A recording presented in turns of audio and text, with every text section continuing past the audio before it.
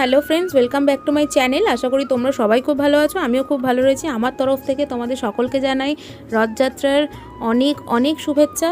তো আজকের ব্লগটা এখান থেকেই শুরু করা যাক। আর আজকের ওয়েদারটা ভীষণ মেঘলা করেছিল দুপুরের পর থেকে। তো বলতে না বলতেই দেখো বৃষ্টি চলে এসছে এখানে, আর অনেক জোরেই বৃষ্টি হয়েছে। তো একটুখানি ভাববার বিষয় হয়ে গিয়েছিল যে বাচ্চারা কিভাবে রথ বের করবে না বের করবে, বা রথ দেখতে যাবো বা কীভাবে। তো অবশেষে বৃষ্টিটা একটুখানি কমেছে। আর এখানে রিহুর রথ দেখো সাজানো কমপ্লিট হয়ে গিয়েছে আমাদের। আমি প্রথমে ভেবেছিলাম যে রথটা সাজানোর আগে কীরম দেখতে ছিল আর পরে কীরম হয়েছিল, একটা ছোট ক্লিপ নেব, বাট সেটা নেওয়া সম্ভব হয়নি, আমি ভুলে গিয়েছিলাম কোনোভাবে।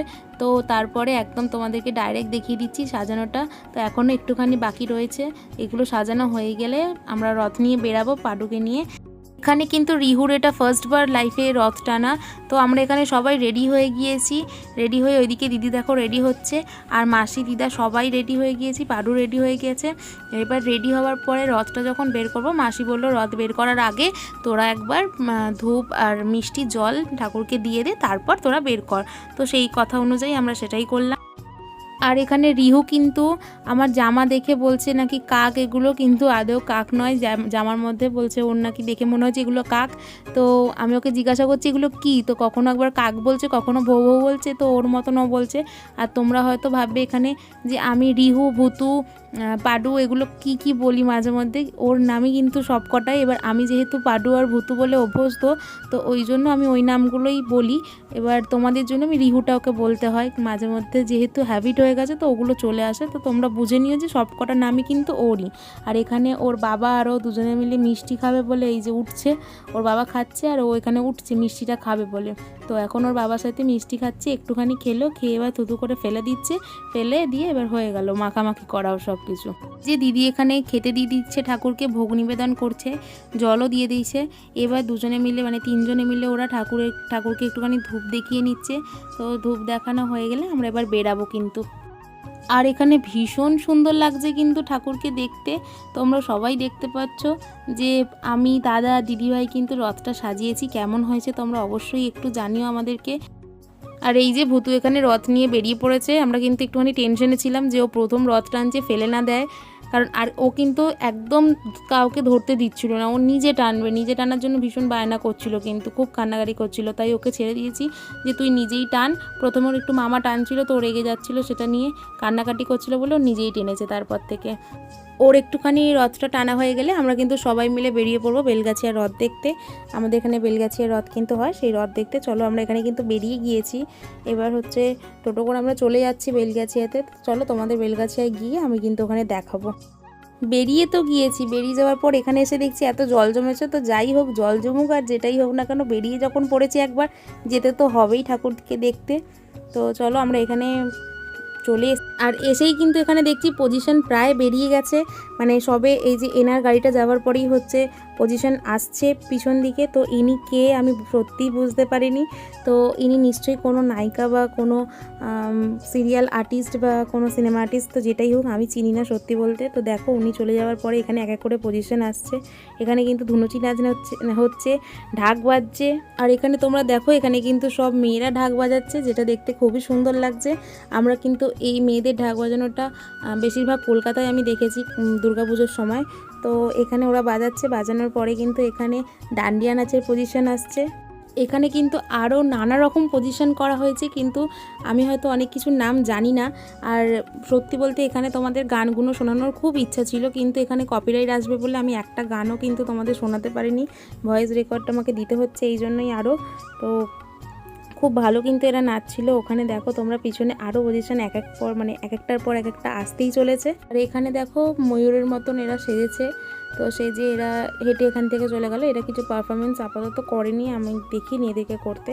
তো এরপর আসছে ছৌ নাচ। আমাদের ছৌ নাচটা দারুণ নেচেছে ওরা কিন্তু। আর সত্যি বলতে এরা হয়তো খুব সুন্দর নেচেছে নাচটা, কিন্তু এদেরকে হ্যাটস অফ করা উচিত আমাদের প্রত্যেকটা মানুষকে। কারণ আজকে হয়তো বৃষ্টিটা হয়েছে ঠিকই, কিন্তু গরমটা এত পরিমাণে ছিল যে তার মধ্যেও এত ভারী ওরা কস্টিউম পরে রয়েছে প্রত্যেকটা মানুষকে। মানে এই জন্যই প্রত্যেকটা মানুষকে হ্যাটস অফ জানানো উচিত। আর প্রত্যেকটা মানুষকে আমি নিজের চোখ থেকে দেখেছি যে ওরা গরমে কিভাবে ঘেমে যাচ্ছিল, মানে এত ওরা ঘামছিল, তার মধ্যেও কিন্তু আমাদের সকলকে কিন্তু আনন্দ দিয়ে যাচ্ছিল অবশ্যই। তো ওই জন্যই আমি কিন্তু কথাটা বললাম। আর এখানে কিন্তু গেরুয়া রঙের শাড়ি পরে প্রতিটা মেয়েকেই খুব সুন্দর লাগছিল, আর তারা কিন্তু খুব ভালো পারফরমেন্স করছিল সবাই। অবশেষে রথ দেখতে পেয়েছি আমরা। প্রথমে আসছে আমাদের সকলের প্রিয় বলদেব দাদা, তিনি হচ্ছেন জগতের গুরু নিত্যানন্দ। এরপর আসছে সুভদ্রার রথ, যেটা হচ্ছে সুভদ্রা দেবী হচ্ছেন ভক্তিতত্ত্ব। এখানে কিন্তু ভক্তিতত্ত্ব মানে বলা হয়েছে ভক্তির মহারানী, জানো তো। আর অবশেষে আসছে আমাদের প্রভু জগন্নাথ দেবের রথ। জগন্নাথ দেবের রথের নাম হচ্ছে নন্দী ঘোষ, যে দড়িটা ধরে টানা হয় সেটা হচ্ছে শঙ্খচূড় নাগিনী। বলরাম দেবের রথের নাম হচ্ছে তালধ্বজ, দড়িটা ধরে যেটা টানা হয় সেটা হচ্ছে বাসুকী নাগ। আর সুভদ্রা দেবীর রথের নাম হচ্ছে দর্পদোলন, আর যে দড়িটা ধরে টানা হয় সেটা হচ্ছে স্বর্ণচূড় নাগ। আর জানো তো, আমি না কোনোদিনও রথের সময় পুরীতে যাইনি, কিন্তু তাই আমার দেখার হয়তো সুযোগ হয়নি। আমি শুনেছি যে জগন্নাথ দেবের রথে নাকি 16টি চাকা হয়, বলরাম দেবের রথে নাকি 14টি চাকা, আর সুভদ্রা দেবীর রথে নাকি 12টি চাকা হয়, মানে টোটাল 42টি চাকা নাকি থাকে। কিন্তু রাস্তা দিয়ে যখন যায় রথ, তখন কিন্তু 3টি চাকারই দাগ পড়ে, আর ওই 3টি চাকার মধ্যে কিন্তু গঙ্গা, যমুনা আর সরস্বতী বাস করেন, আমি এটা শুনেছি। আর আমি তো তোমাদের এখানে বললাম জগন্নাথ দেবের সম্পর্কে কিছু কিছু তথ্য। তোমরাও যদি কিছু কিছু জিনিস জেনে থাকো প্রভুর সম্পর্কে, তাহলে কিন্তু আমাকে অবশ্যই কমেন্টে তোমরাও জানিও, তাহলে আমিও হয়তো সেই সব জিনিসগুলো শুনতে পারবো, জানতে পারবো। আর এই যে এখানে কিন্তু জগন্নাথ দেবের রথ চলে গেল মাসির বাড়ি যাওয়ার উদ্দেশ্যে, তো আমরাও বাড়ি চলে যাচ্ছি। আর বাড়ি যাওয়ার পথে জেঠিমাদের সাথে দেখা হয়ে গেল। জেঠিমা বলতে এখানে আমার মাসির আগে যেখানে থাকতো, তো ওনারাও সেখানেই থাকতেন, তো সেই সম্পর্ক থেকে আমাদের জেঠিমা এটা। তো জেঠিমার এই যে জেঠিমার ছেলের ছেলে এটা, তো ও খুব কিউট। তো চলো আমরা সবাই কথা গল্প হয়ে গেল, অনেক কিছু গল্প করে এবার আমরা বাড়ি যাব। বাড়ি আসার পথে বাচ্চাগুলো রথ টানছে, তো সেগুলোও দেখে নিলাম, তো বেশ ভালো লাগলো, ছোটোবেলার কথা মনে পড়ে যায়। এখানে মা, মাসি, দিদা, দিদি সবাই খেতে দাঁড়িয়ে গেছে, ফুচকা খাচ্ছে এরা। আমাকে বলেছিল আমি খাবো না আজকে, আমার ভালো লাগছিল না বলে, তো আমি খাইনি। তো ওরা খাচ্ছে, ওরা খেয়ে নিই, খেয়ে দিয়ে এবার আমরা বাড়ির দিকে যাব। বাড়িতে এসে ভূতু আবার রথ টানতে শুরু করে দিয়েছে, তো এখানেও রথ টানুক। আর আমি বাবার সাথে চলে যাচ্ছি হচ্ছে দোকানে পাঁপড় ভাজা আর জিলাপি আনতে। রথে যদি পাঁপড় ভাজা আর জিলাপি না খাই, তাহলে তো রথ বলে মনেই হবে না কোনোভাবেই। আর আমরা এখানে দোকানে চলে এসেছি, এসে জিলাপি ভাজা কিন্তু অলরেডি হয়ে গিয়েছে। এবার জিলাপিগুলো রসে দিয়ে দেওয়া হচ্ছে, যাতে ভিতরে মিষ্টিটা ঢোকে। আর তারপর চলো এখানে ওদের জিলাপিটা প্যাকিং করে দিচ্ছে আমাদেরকে। দেওয়ার পরে আমরা পাঁপড় ভাজাটার দিকে চলে যাই। পাঁপড় ভাজা ওইদিকে নাকি হয়ে গিয়েছে, তো এখানে পাঁপড়টা নিয়ে নিয়েছি। তো জিলাপি পাঁপড় নেওয়া হয়ে গেছে, এবার আমরা বাড়িতে চলে যাচ্ছি।